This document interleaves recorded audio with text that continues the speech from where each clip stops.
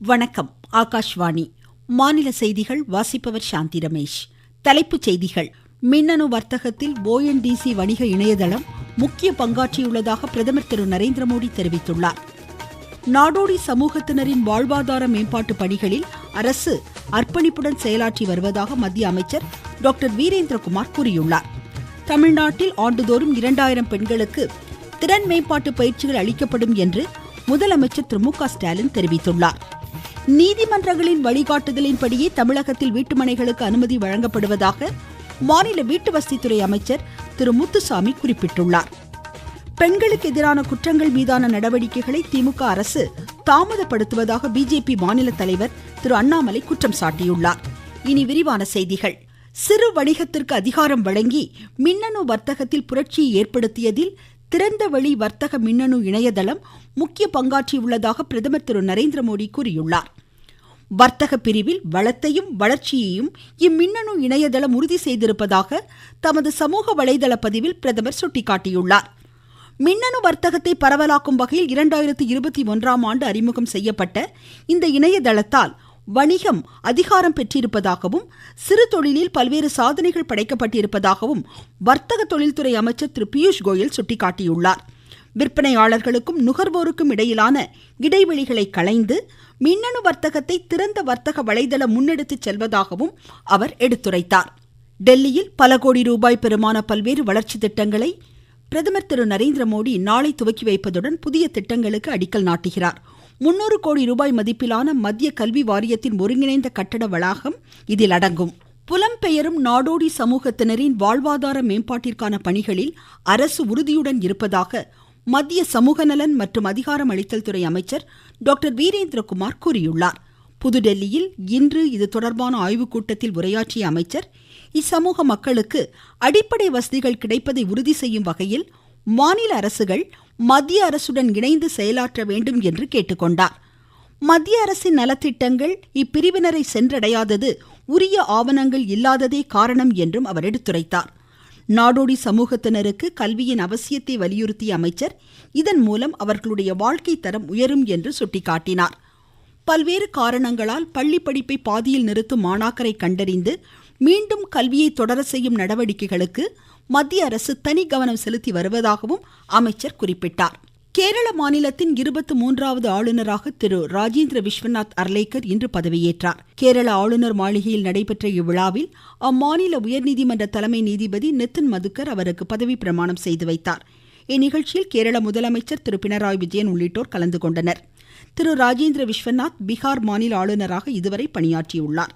கேரளாவின் முன்னாள் ஆளுநர் திரு ஆரிஃப் முகமது கான் தற்போது பீகார் மாநில ஆளுநராக நியமனம் செய்யப்பட்டுள்ளார். குடியரசு தின அணிவகுப்பு மற்றும் பாசறை திரும்பும் நிகழ்வுகளை பார்வையிடுவதற்கான நுழைவுச்சீட்டு விற்பனை இன்று நடைபெறுகிறது. டெல்லியில் பல்வேறு இடங்களில் இதற்கான கவுண்டர் அமைக்கப்பட்டு டிக்கெட் விற்பதற்கான ஏற்பாடுகள் செய்யப்பட்டுள்ளன. amandran.mod.gov.in இணையதளத்தின் மூலமும் செயலி மூலமும் பொதுமக்கள் நேரடியாக வரும் 11ஆம் தேதி வரை டிக்கெட்களை பெற்றுக்கொள்ள வகை செய்யப்பட்டுள்ளது. தமிழ்நாட்டில் மகளிர் திறன் மேம்பாட்டு மையத்தில் ஒவ்வொரு ஆண்டும் 2000 பெண்களுக்கு பயிற்சி அளிக்கப்படும் என்று முதலமைச்சர் திரு மு க ஸ்டாலின் தெரிவித்துள்ளார். சென்னையில் மகளிர் திறன் மேம்பாட்டு மையத்தை இன்று துவக்கி வைத்து பேசிய முதலமைச்சர், மகளிர் உயர்கல்வியை உறுதி செய்ய பல்வேறு திட்டங்களை அரசு செயல்படுத்தி வருவதாக கூறினார். சைதை தொகுதியில இன்னைக்கு கலைஞர் மகளிர் திறன் மேம்பாட்டு மையம் தொடங்கப்படுகிறது. நேச்சுரல்ஸ் மூலமாகவும் உஷா நிறுவனம் மூலமாகவும் மகளிருக்கு திறன் பயிற்சி கிடைக்க போகுது. குளத்தூர் அனிதா ஜோஸ் அகாடமி போல இந்த கலைஞர் திறன் மேம்பாட்டு மையத்திலும் டேலி பயிற்சி வழங்கப்படுகிறது. அதுவும் ஒவ்வொரு ஆண்டும் 2000 பேருக்கு இந்த பயிற்சிகளை தந்து அவங்க வாழ்க்கையில ஒரு அடி முன்னேறி நிற்க வழங்கப்படுகிறது. முன்னதாக சென்னை செம்மொழி பூங்காவில் 4வது மலர் கண்காட்சி முதலமைச்சர் இன்று துவக்கி வைத்தார். 10 நாட்கள் நடைபெறும் இக்கண்காட்சியில் 30 லட்சம் வண்ண மலர்களால் வடிவமைக்கப்பட்ட யானை, பட்டாம்பூச்சி, தொடர்வண்டி, அன்னப்பறவை போன்ற உருவங்களுடன் மிக்கி மவுஸ் கார்ட்டூன் சித்திரமும் உருவாக்கப்பட்டுள்ளது குறிப்பிடத்தக்கது. நீங்கள் கேட்டுக்கொண்டிருப்பது ஆகாஷ்வாணியின் மாநில செய்தி அறிக்கை. தமிழ்நாட்டில் நீதிமன்ற வழிகாட்டுதலின்படிதான் வீட்டுமனைகளுக்கு அனுமதி வழங்கப்படுவதாக மாநில வீட்டு வசதி நகர்ப்புற வளர்ச்சித்துறை அமைச்சர் திரு முத்துசாமி தெரிவித்துள்ளார். ஈரோடு மாநகராட்சி பகுதியில் 3.5 கோடி ரூபாய் மதிப்பீட்டிலான 10 வளர்ச்சி திட்ட பணிகளை இன்று துவக்கி வைத்து பேசிய அமைச்சர், அண்ணா பல்கலைக்கழக விவகாரத்தில் காவல்துறையினர் சில மணி நேரத்திலேயே கைது நடவடிக்கை எடுத்துள்ளதால் சிபிஐ விசாரணைக்கு அவசியமில்லை என்று குறிப்பிட்டார். காவல்துறையினர் சட்டம் ஒழுங்கு நிலைமையை ஆய்வு செய்தே இதற்கு தொடர்பான போராட்டங்களுக்கு அனுமதி வழங்கி வருவதாகவும் அமைச்சர் எடுத்துரைத்தார். தமிழ்நாட்டில் குடும்ப அட்டைதாரர்களுக்கு பொங்கல் பரிசு தொகுப்பிற்கான டோக்கன் நாளை முதல் வழங்கப்படுகிறது. இதன்படி நியாய விலைக் கடைகளில் காலை 100 பேருக்கும் மாலையில் 100 பேருக்கும் பரிசு தொகுப்பு வழங்க ஏற்பாடுகள் செய்யப்பட்டுள்ளன. 2,21,00,000 குடும்ப அட்டைதாரர்களுக்கு 1 கிலோ பச்சரிசி, சர்க்கரை, முழு கரும்பு உள்ளிட்டவை வழங்கப்பட உள்ளது. பொங்கல் பண்டிகைக்கான அரசின் இலவச வேட்டி சேலைகளும் விநியோகத்திற்காக அனைத்து மாவட்டங்களுக்கும் அனுப்பி வைக்கப்பட்டிருப்பதாக அரசு தெரிவித்துள்ளது. தமிழக பள்ளிக்கல்வித்துறை அமைச்சர் திரு அன்பில் மகேஷ் பொய்யாமொழி தலைமையில் சென்னையில் இத்துறையினருக்கான ஆய்வுக் கூட்டம் இன்று நடைபெற்றது. பள்ளிக்கல்வித்துறை மானிய கோரிக்கையில் வெளியிடப்பட்ட அறிவிப்புகளின் செயலாக்கம், முன்னேற்றம் குறித்து அதிகாரிகள் அமைச்சரிடம் இதில் எடுத்துரைத்தனர். தமிழ்நாட்டில் பெண்களுக்கு எதிரான குற்றங்கள் மீதான நடவடிக்கைகளை திமுக அரசு தாமதப்படுத்துவதாக பிஜேபி மாநில தலைவர் திரு அண்ணாமலை குற்றம் சாட்டியுள்ளார்.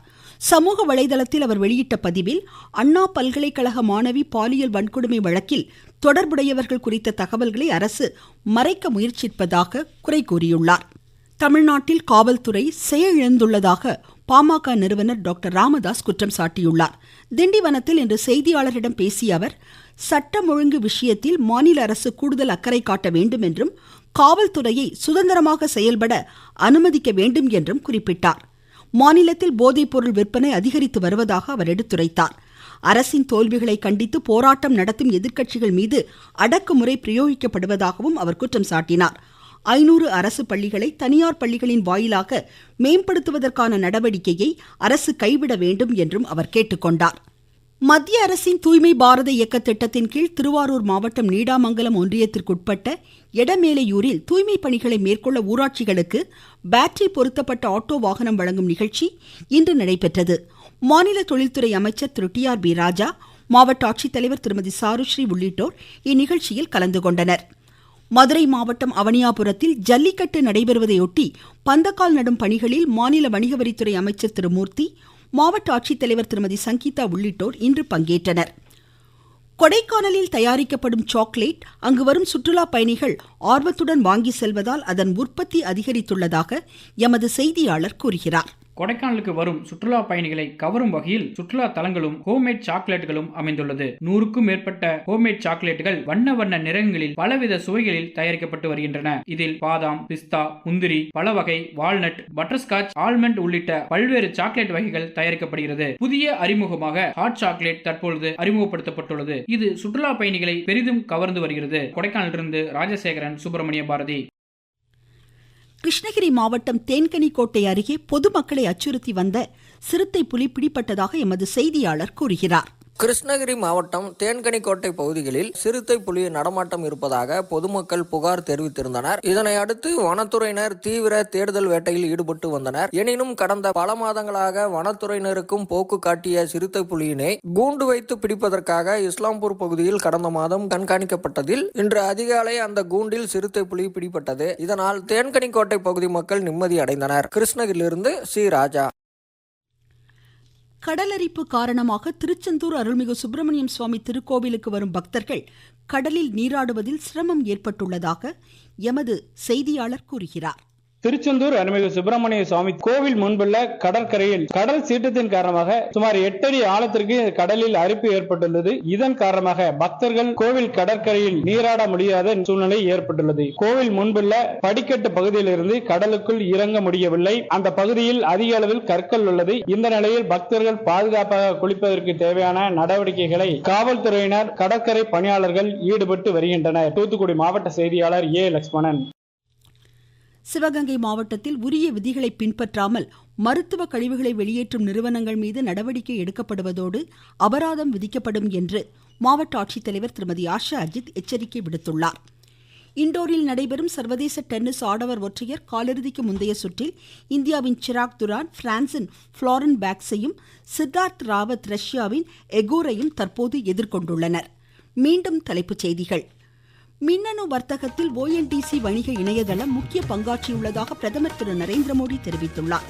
நாடோடி சமூகத்தினரின் வாழ்வாதார மேம்பாட்டு பணிகளில் அரசு அர்ப்பணிப்புடன் செயலாற்றி வருவதாக மத்திய அமைச்சர் டாக்டர் வீரேந்திரகுமார் கூறியுள்ளார். தமிழ்நாட்டில் ஆண்டுதோறும் 2000 பெண்களுக்கு திறன் மேம்பாட்டு பயிற்சிகள் அளிக்கப்படும் என்று முதலமைச்சர் திரு மு க ஸ்டாலின் தெரிவித்துள்ளார். நீதிமன்றங்களின் வழிகாட்டுதலின்படியே தமிழகத்தில் வீட்டுமனைகளுக்கு அனுமதி வழங்கப்படுவதாக மாநில வீட்டுவசதித்துறை அமைச்சர் திரு முத்துசாமி கூறியுள்ளார். பெண்களுக்கு எதிரான குற்றங்கள் மீதான நடவடிக்கைகளை திமுக அரசு தாமதப்படுத்துவதாக பிஜேபி மாநில தலைவர் திரு அண்ணாமலை குற்றம் சாட்டியுள்ளார். இத்துடன் இந்த செய்தி அறிக்கை முடிவடைந்தது.